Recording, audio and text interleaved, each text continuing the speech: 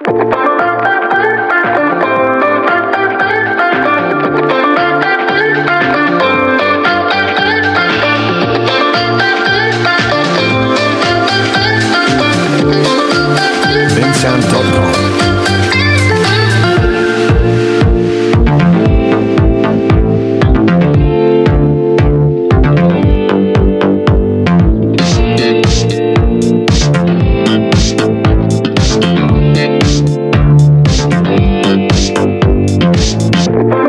Bensound.com.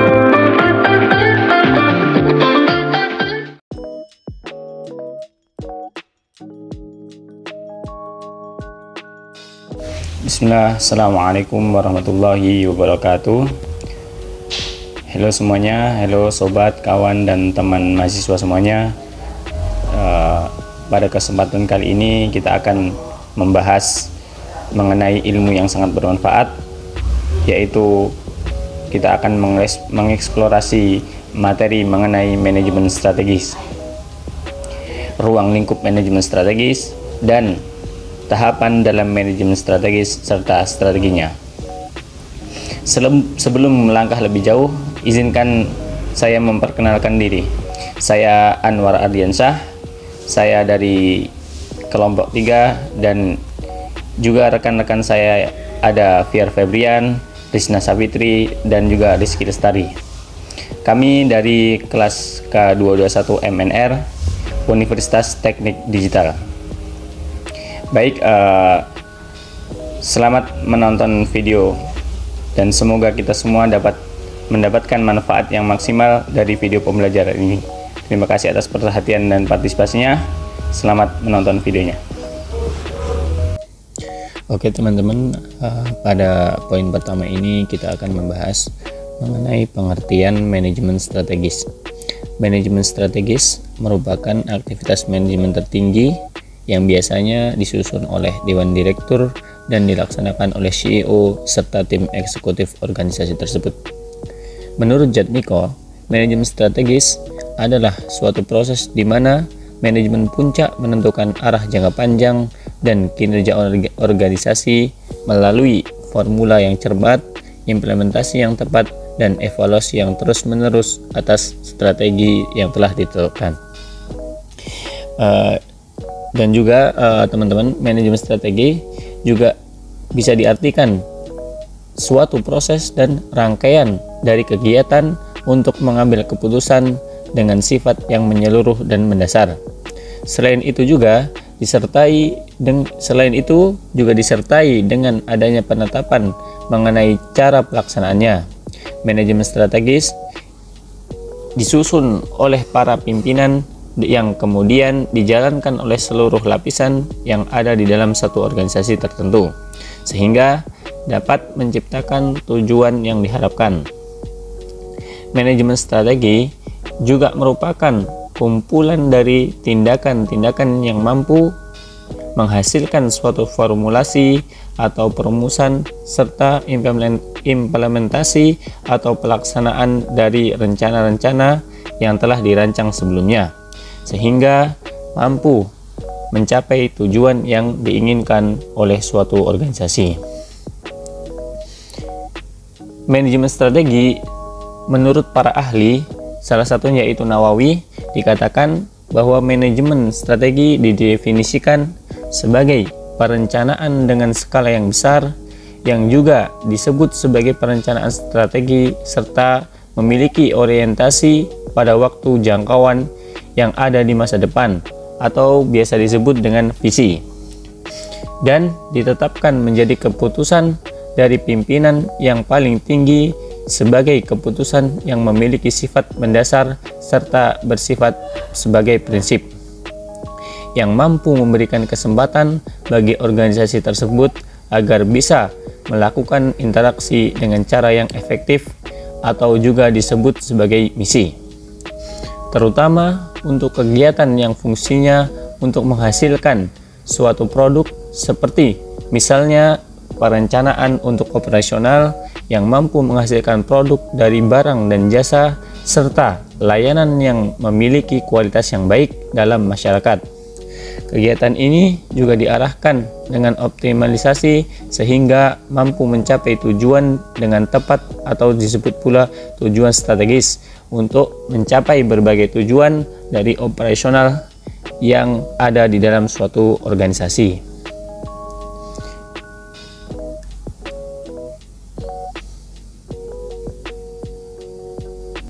Atau bisa kita simpulkan, manajemen strategi adalah sekumpulan keputusan dan juga tindakan yang menghasilkan perumusan atau formulasi dan pelaksanaan atau implementasi rencana-rencana yang telah dirancang untuk mencapai sasaran-sasaran perusahaan. Baik, terima kasih. Materi selanjutnya akan disampaikan oleh rekan saya. Halo guys, perkenalkan nama saya Fire Febrian. Saya dari Universitas Teknologi Digital dengan prodi manajemen. NIM saya yaitu 11211650. Di sini saya akan menjelaskan dari ruang lingkup manajemen strategi. Jadi teman-teman semua disimak penjelasan dari saya ya. Nah, di awal itu saya sudah menjelaskan bahwasanya saya akan menjelaskan ruang lingkup manajemen strategis. Jadi teman-teman semua pasti ada yang belum tahu apa sih ruang lingkup manajemen strategi itu. Jadi ruang lingkup manajemen strategi itu adalah cakupan atau objek kajian yang terdapat dalam disiplin ilmu pada manajemen strategi. Nah, manajemen strategi sendiri dapat didefinisikan sebagai seni dan ilmu dalam perumusan, implementasi, dan evaluasi sebuah keputusan lintas fungsional yang membuat organisasi itu mampu mencapai sebuah tujuan di masa depannya. Nah, itu dia definisi singkat atau umumnya dari ruang lingkup manajemen strategi. Nah, barusan itu kan saya menjelaskan definisi ruang lingkup manajemen strategi secara umumnya. Di sini ada definisi ruang lingkup manajemen strategi menurut para ahli. Saya ambil dari Fred R. David dalam bukunya Strategic Management. Nah, isinya yaitu penjelasannya menurut Fred R. David yaitu ruang lingkup manajemen strategik mencakup 9 elemen kunci yaitu ada perumusan misi perusahaan, ada penetapan tujuan organisasi, ada pengembangan strategi untuk mencapai tujuan, ada implementasi strategi, ada evaluasi kinerja, pengambilan tindakan korektif jika diperlukan, dan ada penentuan strategi baru, dan yang terakhir dimulainya kembali siklus manajemen strategi. Nah, itu dia definisi menurut Fred R. David dalam bukunya Strategic Management. Nah, setelah dari definisi, saya ingin memberikan secara garis besar ruang lingkup manajemen strategi itu meliputi 3. Yang pertama, formulasi atau proses perencanaan strategi. Yang kedua, implementasi atau pelaksanaannya. Yang ketiga, evaluasi atau pengawasan strategi. Nah, dari ketiga ini saya akan menjelaskan atau menjabarkan. Jadi teman-teman semua mohon disimak ya penjelasan dari ketiga yang tadi itu kan ada yang tadi saya sebutkan, ada formulasi atau perencanaan strategi, yang kedua implementasi atau pelaksanaan, dan yang ketiga itu evaluasi atau pengawasan strategi. Nah, saya akan menjelaskan dari yang pertama dulu, yaitu proses perencanaan. Nah, yang pertama itu proses perencanaan atau formulasi strategi adalah tahap awal yang sangat penting dalam manajemen strategi. Pada tahap ini, organisasi merumuskan arah dan tujuan jangka panjangnya melalui penetapan visi, misi, dan nilai-nilai perusahaan. Organisasi juga melakukan analisis lingkungan internal dan eksternal secara menyeluruh untuk mengenali sebuah kekuatan, kelemahan, peluang, dan ancaman.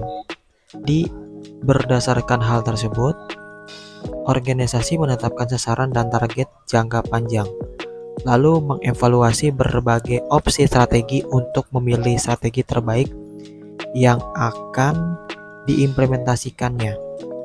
Hasil dari perencanaan strategi adalah untuk sebuah rencana strategi yang komprehensif dan terarah.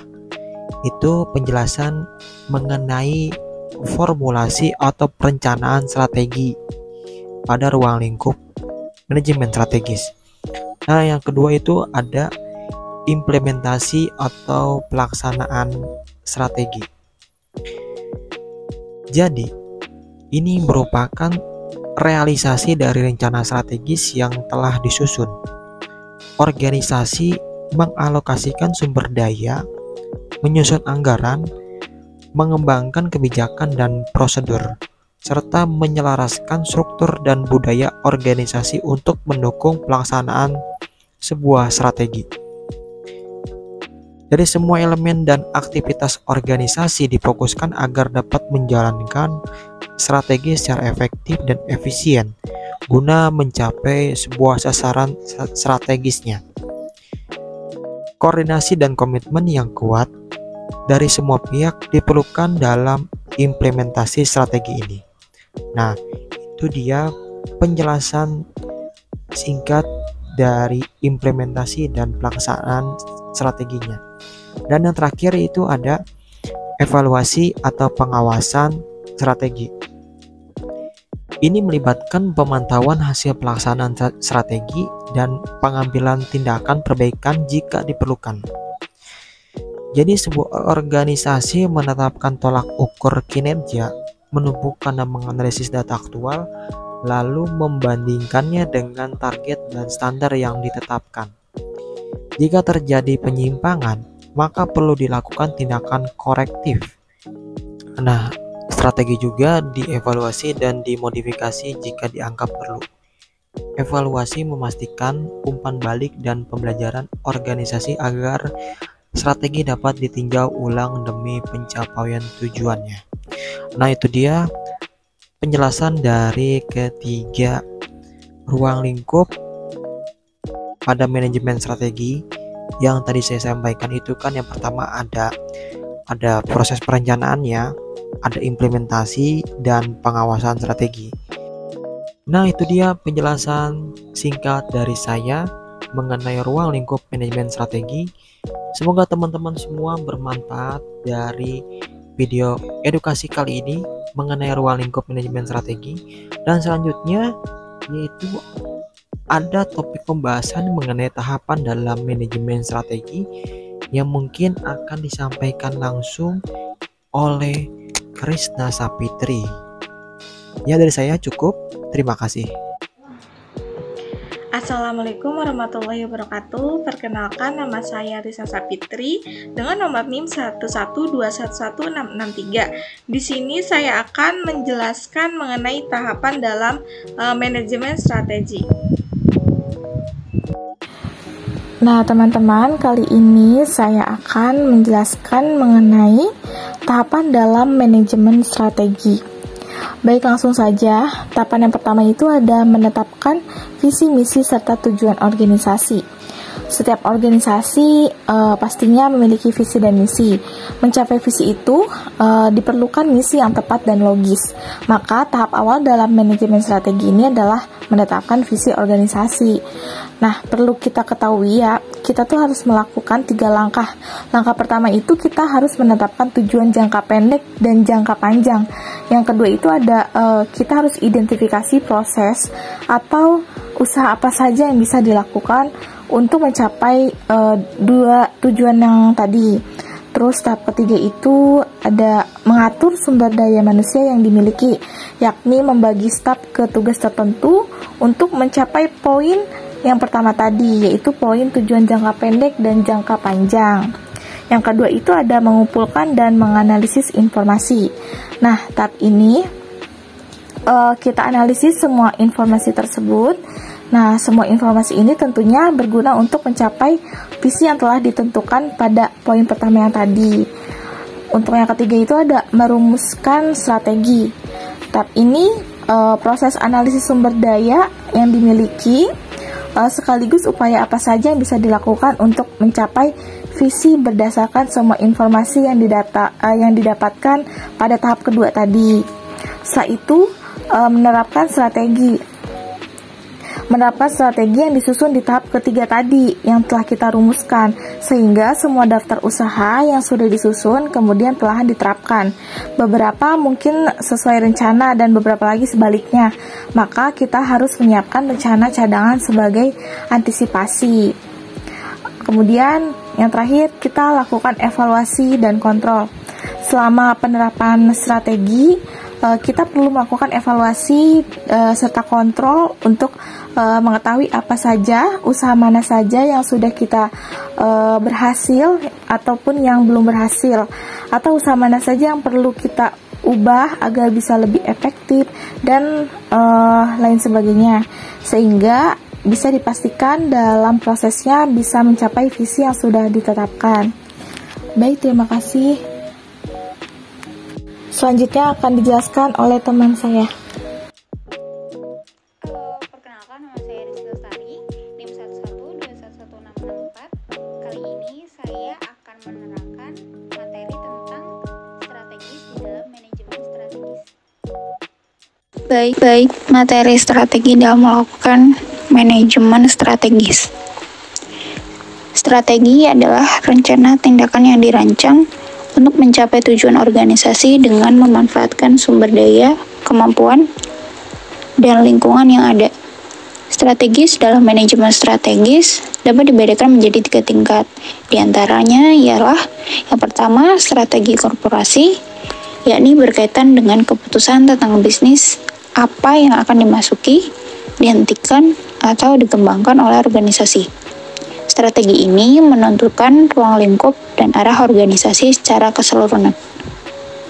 Contohnya, strategi korporasi adalah diversifikasi, akuisisi, aliansi strategis, dan restrukturisasi. Yang kedua adalah strategi bisnis. Strategi ini berkaitan dengan keputusan tentang bagaimana bersaing di pasar tertentu atau segmen pasar. Strategi ini juga menentukan posisi pasar dan keunggulan kompetitif organisasi. Contoh strategi bisnis adalah diferensiasi, biaya rendah, fokus, dan integrasi vertikal. Kemudian strategi yang terakhir ada strategi fungsional, yakni berkaitan dengan keputusan tentang bagaimana mengelola fungsi-fungsi utama seperti pemasaran, keuangan, produksi, dan sumber daya manusia. Strategi ini menentukan cara-cara untuk mendukung dan mengimplementasikan strategi korporasi dan bisnis. Nah, contoh dari strategi fungsional ialah penetapan harga, promosi, distribusi, penelitian, dan pengembangan, serta penelitian. Nah, selanjutnya, peran inovasi dalam pembentukan strategi. Nah, di dalam peran inovasi dalam pembentukan strategi ini ada 4. Inovasi yang pertama, inovasi produk, yakni pengembangan produk baru atau peningkatan pada produk yang sudah ada. Kemudian, inovasi produk ini mendorong diferensiasi dan daya tarik pelanggan. Kemudian, inovasi proses. Nah, peningkatan efisiensi operasi dan pengurangan biaya produksi. Inovasi proses ini mendukung strategi biaya rendah. Kemudian ada inovasi pemasaran. Nah, inovasi ini penggunaannya sebagai pendekatan pemasaran yang kreatif dan baru untuk mencapai pelanggan dengan cara yang unik. Kemudian, inovasi pemasaran ini mendorong diferensiasi dan perluasan pangsa pasar. Kemudian, yang terakhir ada inovasi organisasi. Inovasi ini perubahan dalam struktur organisasi, budaya, atau proses manajemen. Dan juga membantu organisasi beradaptasi dengan lingkungan. Nah, kemudian ada implementasi strategi.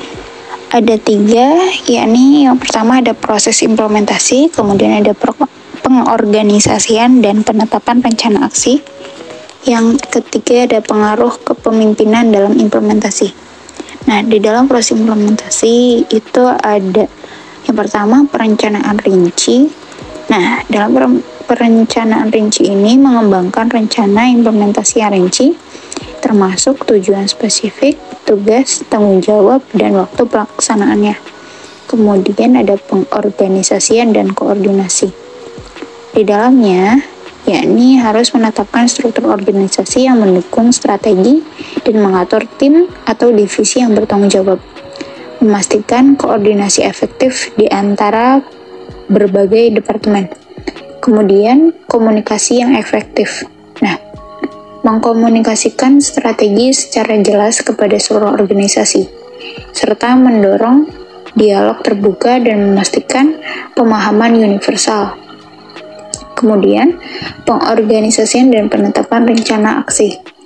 Di dalamnya harus ada penetapan tim implementasi yang menunjuk tim atau individu yang bertanggung jawab atas pelaksanaan strategi. Kemudian, memastikan keahlian yang sesuai dalam tim. Lalu ada penetapan tugas dan tanggung jawab. Mendefinisikan tugas dan tanggung jawab setiap anggota tim implementasi, lalu menetapkan indikator kinerja untuk mengatur kemajuan. Kemudian pengalokasian sumber daya, mengidentifikasi dan mengalokasikan sumber daya yang diperlukan termasuk dana, personel, dan teknologi. Yang terakhir, pengaruh kepemimpinan dalam implementasi. Yang pertama, kepemimpinan itu harus yang inspiratif agar dapat memotivasi dan menginspirasi tim untuk mencapai tujuan strategis. Kemudian, menetapkan visi yang jelas dan memberikan dukungan moral. Kemudian, koordinasi dan pemantauan, mengawasi pelaksanaan strategi, memastikan bahwa rencana dilaksanakan sesuai dengan jadwal dan target. Menangani perubahan yang diperlukan untuk mengatasi hambatan. Yang terakhir, komunikasi yang terbuka. Membangun komunikasi dua arah yang efektif, mendengarkan umpan balik, dan merespon perubahan lingkungan atau kebijakan. Nah, mungkin itu saja yang dapat saya sampaikan. Terima kasih.